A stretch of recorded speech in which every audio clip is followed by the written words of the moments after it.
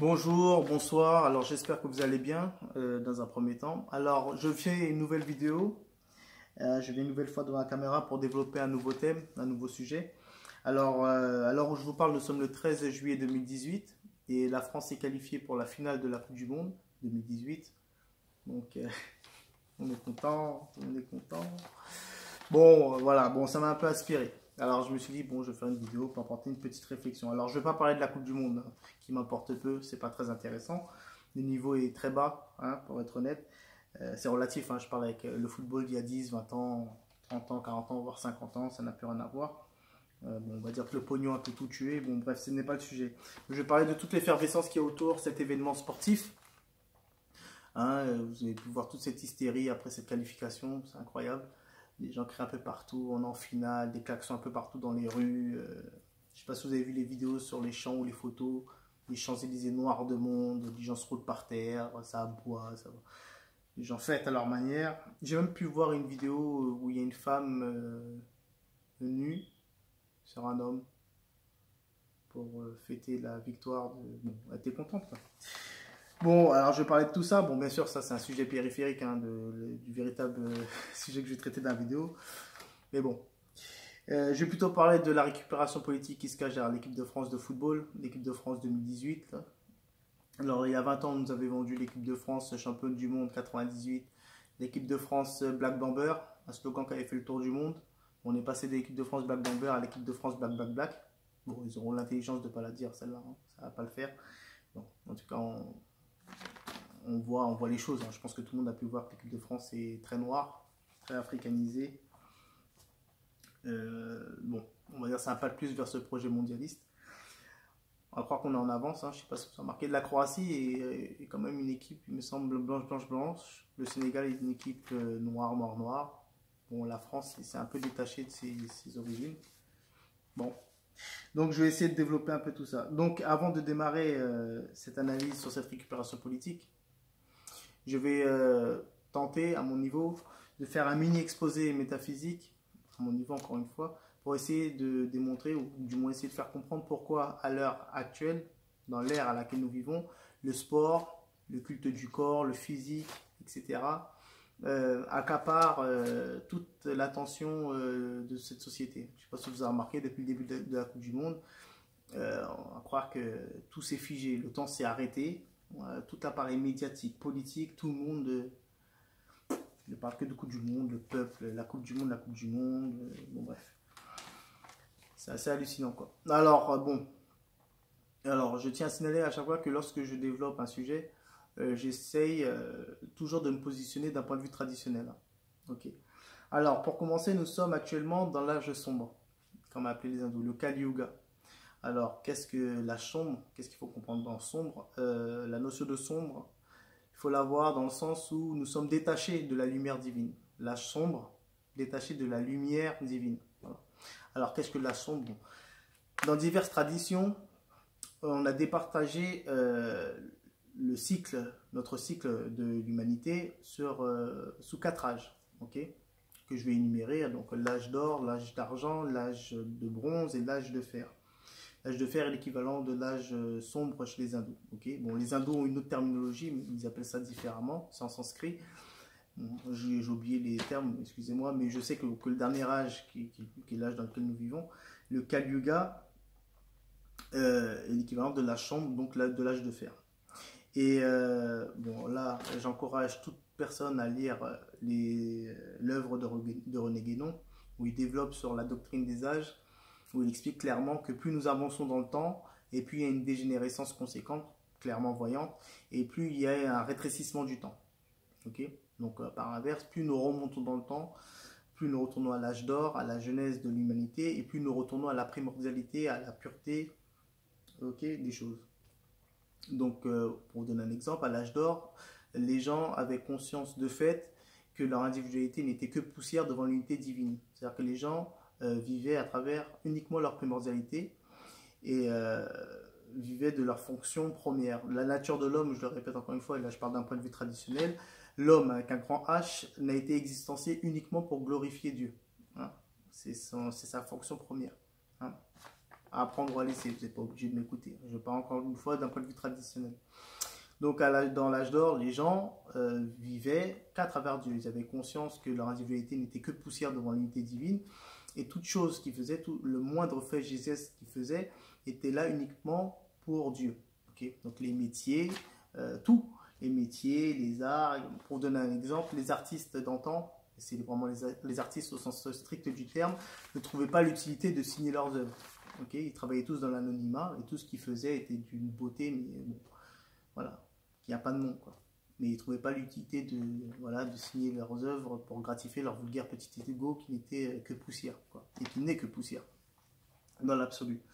Donc, et plus nous avançons dans les âges, excusez-moi, et puis il y a une dégénérescence, et aujourd'hui c'est l'effet inverse qui se produit, c'est-à-dire que là nous sommes dans une société où c'est notre ego, notre vulgaire petite individualité qui prime au détriment de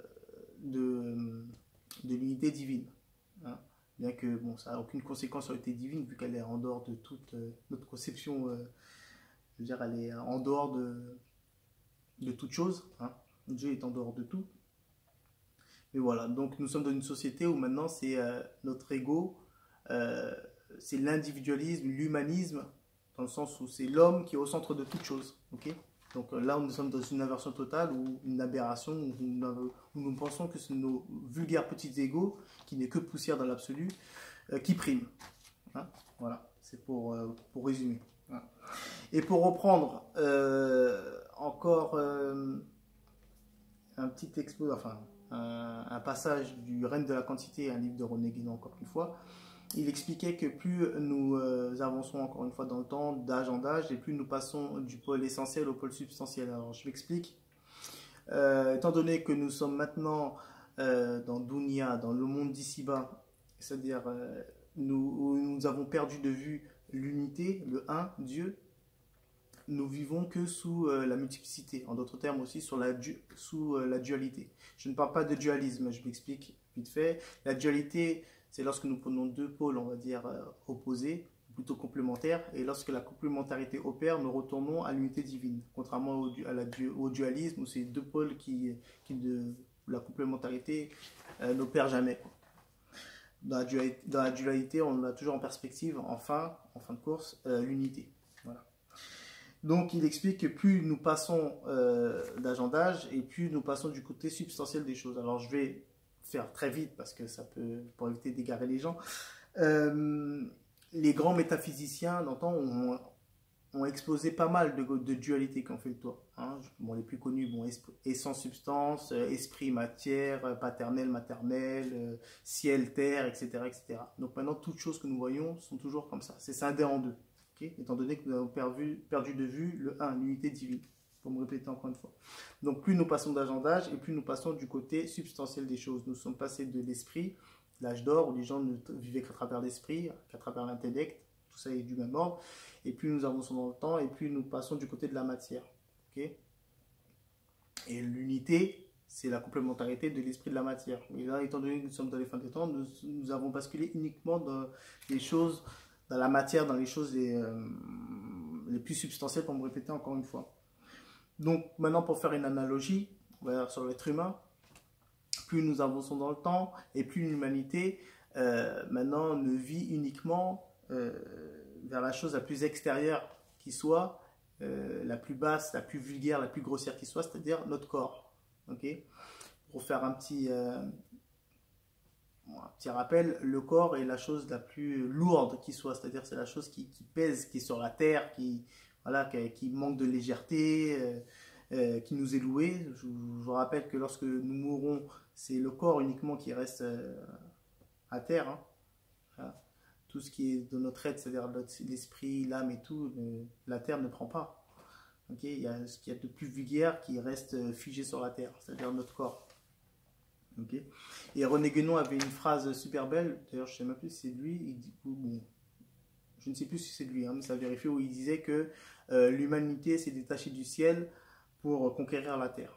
Okay. Donc pour reprendre encore la dualité ciel-terre, nous sommes détachés du ciel, il faut voir dans le ciel la notion de la spiritualité, de l'esprit, pour conquérir la terre. Alors, tout est dit dans cette phrase. Donc maintenant, nous vivons dans une société détaché de l'intellect, de toute légèreté, de toute subtilité, de toute intelligence, pour maintenant nous ne sommes que dans la vulgarité, la grossièreté, les choses les plus inférieures. Donc maintenant, dans le Kaluga, dans la chambre dans laquelle nous vivons, ben voilà, maintenant c'est le domaine du physique, les choses qui nous appartiennent, on va dire, d'absolu pas. Ça nous appartient pas dans l'absolu, c'est un corps qui nous est prêté, loué. Donc c'est que le physique, la beauté esthétique, c'est du culturisme maintenant un peu partout, du sport, comment prendre des fesses, des bras, il n'y a qu'à voir, hein, même sur les réseaux sociaux, il n'y a que ça. Hein. Maintenant c'est ça, c'est des salles de sport qui ouvrent un peu partout, c'est des stars de foot qui sont vues comme référence absolue dans notre société, voilà. Bien sûr au détriment des gros savants, des grands penseurs, des grands philosophes, etc., etc. Donc ils prouvent clairement que bon, la dégénérescence est là, voilà, concrètement. Donc là, nous ne sommes plus dans une société traditionnelle, vous l'avez bien compris, et nous sommes dans une société maintenant où, encore une fois, nous ne sommes plus dans une société qualitative, nous sommes dans une société quantitative, matérialiste, consumérisme, individualiste, humanisme, voilà, tout ça est du même ordre. Et nous sommes dans une société capitaliste, hein, c'est-à-dire qu'une société qui génère de l'argent, c'est-à-dire que maintenant on vous respecte pour votre détention de biens, encore une fois, un rapport avec la matière, hein, c'est votre détention, la capacité d'avoir les choses, c'est votre détention. Ce que vous détenez vous détermine en tant que personne. Voilà. Vous avez de la respectabilité en fonction de ce que vous avez, de ce que vous détenez. Okay. Encore une fois, encore dans la vulgarité, encore une fois. Et vous aurez remarqué que dans cette société capitaliste, le capital se sert toujours, très souvent, du physique pour arriver à ses fins. Je m'explique, dans les pubs, vous avez remarqué, il y a toujours une paire de fesses ou une poitrine pour vous faire vendre un pot de yaourt ou je sais pas, un sèche-cheveux ou des baskets. Hein. Les pubs marchent très bien. Le parfum, vous allez toujours voir un homme bien foutu qui se dandine comme ça en train de faire le mignon. Voilà, même pour les trucs, même pour les voitures, hein, ce sera toujours des footballeurs, ouais, qui ont un rapport avec le physique, la performance physique, qui vont essayer de vous faire vendre des voitures. Bon, le capital a très bien compris qu'en jouant sur les codes du physique, qui sont pas très loin de leur code à eux, hein, parce que tout ça est du même ordre, et bien, ils arrivent à leur fin. Ok. D'ailleurs, Michel Kluskar avait fait un super livre qui s'appelle Le capitalisme de la séduction, que je vous conseille de lire vivement, où il développe tout ça, mais de manière, ouais, c'est un livre assez profond, un excellent livre que je vous conseille vivement de lire. Donc voilà, donc maintenant nous sommes dans une société où voilà, maintenant c'est les stars, enfin je veux dire les stars. Rien que ce terme veut tout dire, mais voilà, les références ultimes sont les sportifs. Ou les mannequins, ou, bon, etc., etc.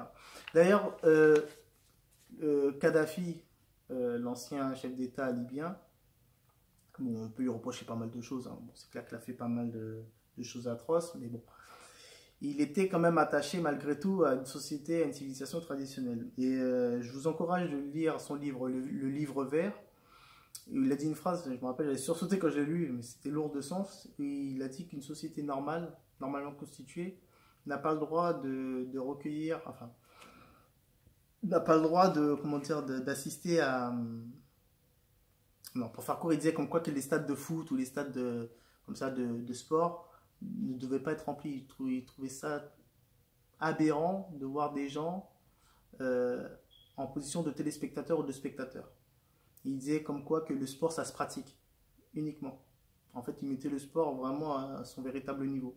Le sport, ça se pratique et il conseillait même aux gens de faire du sport parce que le sport, c'est important. Hein, c'est pas parce que c'est dans les domaines, on va dire, inférieurs que ça n'a pas son importance. C'est important, mais il faut le mettre à sa juste valeur, tout simplement. Il disait que le sport, ça se pratique et il n'a jamais compris les téléspectateurs ou les gens passionnés de choses sans pratiquer la chose en tant que telle. Et le sport devait se pratiquer uniquement et j'ai trouvé ça lourd de sens et très très fort de sa part. Donc voilà. Donc, j'ai essayé de faire, bon, j'espère que j'ai pas été trop confus, mais en tout cas c'était pour faire comprendre pourquoi à l'heure actuelle maintenant c'est voilà, le sport et c'est le culte du physique et pourquoi voilà, c'est toujours ce rapport avec bon, le physique qui prime dans notre société, pourquoi les gens ne sont attirés qu'uniquement par ce genre de choses, quoi. Le physique, le sport, la beauté, etc., etc. Donc maintenant, je vais passer plutôt sur l'équipe de France. Hein, je vais essayer de ne pas faire trop long pour pas perdre les gens. L'équipe de France, black, black, black, comme j'ai dit. Bon, c'est une petite provocation. hein, parce qu'on sait très bien que la France et ses origines, la France chrétienne de race blanche, bon, nous sommes très très loin de cette France-là. Bon, moi, ce qui m'inquiète et ce qui me dérange un peu, c'est que dans cette équipe de France Black Black Black, je me sens représenté d'une certaine manière, parce que je suis noir. Mais l'équipe de France Black Black Black, avec un staff technique qui est blanc blanc blanc, donc quand je vois des Black Black Black courir sur le terrain avec des blancs blancs blancs au staff technique, avec un coach blanc blanc blanc, je sais pas, mais ça renvoie à une image de tirailleur africain. Moi, c'est cet effet que ça me fait. Alors, je ne remets pas en cause les intentions des gens. Les footballeurs, je leur en veux pas. Hein, et puis, ils sont talentueux. Je ne dis pas ça pour me justifier. Hein, c'est des joueurs talentueux. Pour de vrai, hein, c'est des gens talentueux. Ils sont forts. Ils sont arrivés loin. Bravo à eux. Didier Deschamps était quelqu'un sans doute respectable. Mais je pense que ça, ce sont des choses qui les dépassent. Moi, je pense que ce n'est pas des choses qu'ils maîtrisent. Mais je pense que c'est plutôt de la contre-élite qui joue et qui les manipule.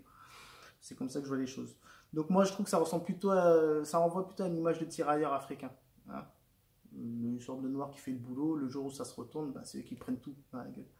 Okay. Bon, moi honnêtement, bon, je ne veux pas faire le débat sur à savoir si les noirs de l'équipe de France auraient dû jouer pour leur pays d'origine, j'entends. Bon, il y en a qui vont dire, ouais, mais maintenant il faut arrêter, faut que la France assume son passé colonial, etc. Oui, c'est vrai, d'une certaine manière, mais bon... je veux dire, bon, je pense que le noir aussi, il faut qu'il se rapproche aussi, je veux dire, de ses racines. Hein. Je veux dire aussi, on peut le voir comme ça aussi. On peut tout mettre hein, sur le dos des Français, je parle des Français blancs. Mais bon, on peut voir aussi les choses de chez nous.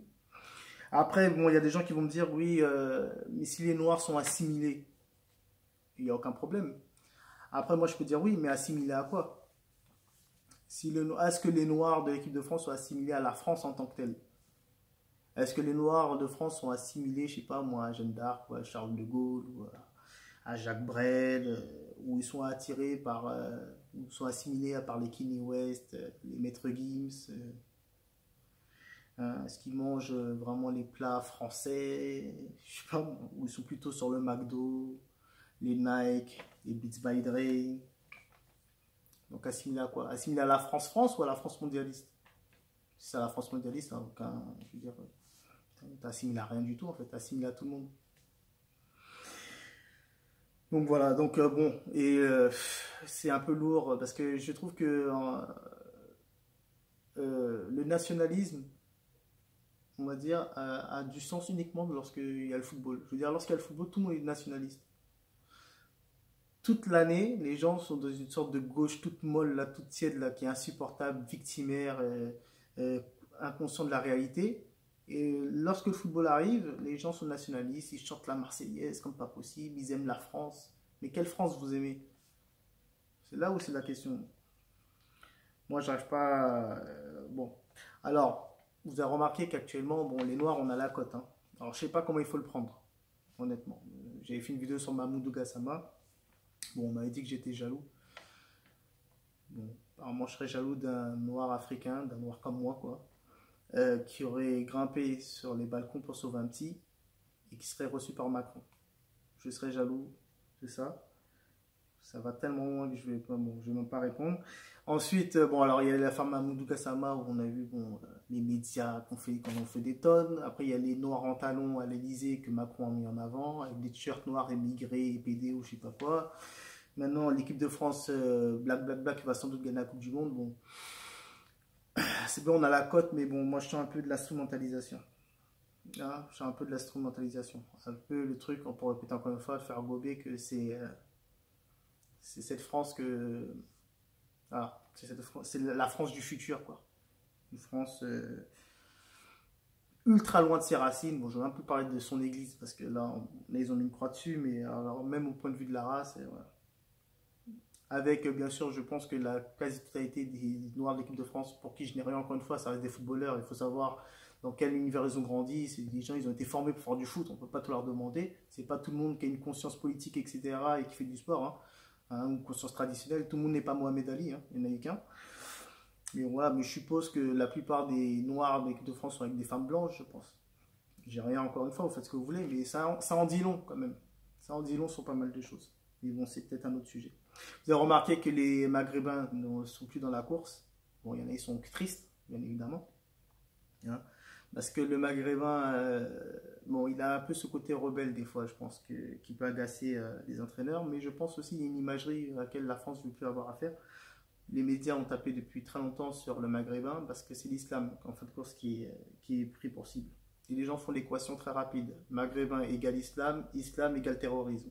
Voilà, c'est comme ça que ça résonne. Bon, c'est un peu bête, mais c'est comme ça que je pense que les gens raisonnent.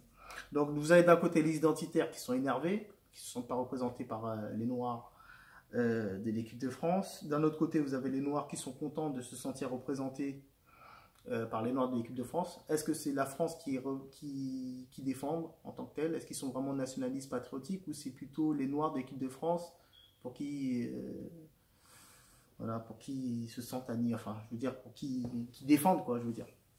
Est-ce que c'est la France ou c'est les Noirs de l'équipe de France qui défendent? Ça, je sais pas.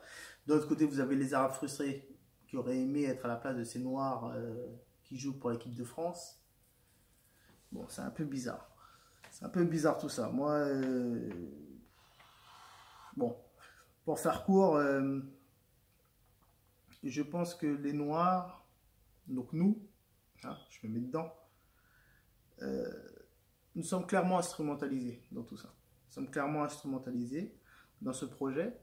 Et bien sûr, on titille nos vulgaires petits égos pour nous faire croire que nous avons un rôle important dans tout ça. Mais je pense que notre histoire du passé est beaucoup plus glorieuse que l'équipe de France de football, bien que je la respecte. Beaucoup plus glorieuse que l'acte héroïque qu'a pu faire Mamoudou Gassama. Et bien plus respectable que les Noirs en talons aiguilles qui dansent à côté d'un disc jockey, à côté de Macron, ou à l'Élysée plutôt.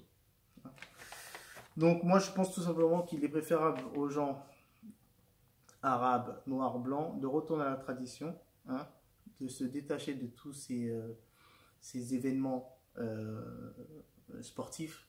Hein. Je vous rappelle qu'à Rome, il y avait l'adage qui était très connu, divertir le peuple avec le pain et le cirque. Hein, on donnait plus à bouffer et plus de jeux pour divertir le peuple, hein, pour les détacher de toute la réalité qui était horrible, toutes les malversations qui avaient lieu. C'est la même chose hein, qui est en vigueur aujourd'hui. C'est-à-dire qu'on donne plus à bouffer et plus de sport, de jeux, Roland Garros, les Jeux Olympiques, le sport, la Coupe du Monde, constamment pour nous détacher de la réalité. Donc j'encourage vivement, hein, parce que j'ai fait un peu le coin-coin dans la vidéo, mais j'encourage vivement les gens à se rattacher à leur tradition, à leur enracinement, et de se détacher de tous ces divertissements qui, je pense qu'on a le droit de les prendre, mais de les mettre à leur juste valeur. On peut prendre le foot comme il est, mais pas le mettre à un niveau comme on le place aujourd'hui. Voilà, c'était ma réflexion. Alors j'espère que je n'ai blessé personne, j'espère que je n'ai pas été confus, parce que la vidéo est beaucoup plus longue qu'elle devrait l'être. Et j'espère que j'ai tout dit. Et voilà. Sur ce, je vais vous laisser. Ma chaîne YouTube, parce qu'on me l'a dit, on me l'a reproché très souvent que je ne l'ai pas donné. Ma chaîne YouTube s'appelle Daoud, D-A-O-U-D. Donc inscrivez-vous dès maintenant si vous voulez. Partagez la vidéo. J'ai une page Facebook qui s'appelle Daoud également, D-A-O-U-D. C'est très simple. Vous pouvez adhérer à ma page Facebook. Et j'ai aussi un Instagram qui s'appelle Daoud officiel, D-A-O-U-D officiel tout collé. Donc voilà, vous pouvez vous abonner aussi. Partagez la vidéo si ça vous a plu. Restez connectés. Paix sur vous tous. Et à très bientôt pour une prochaine vidéo si Dieu veut. Ciao.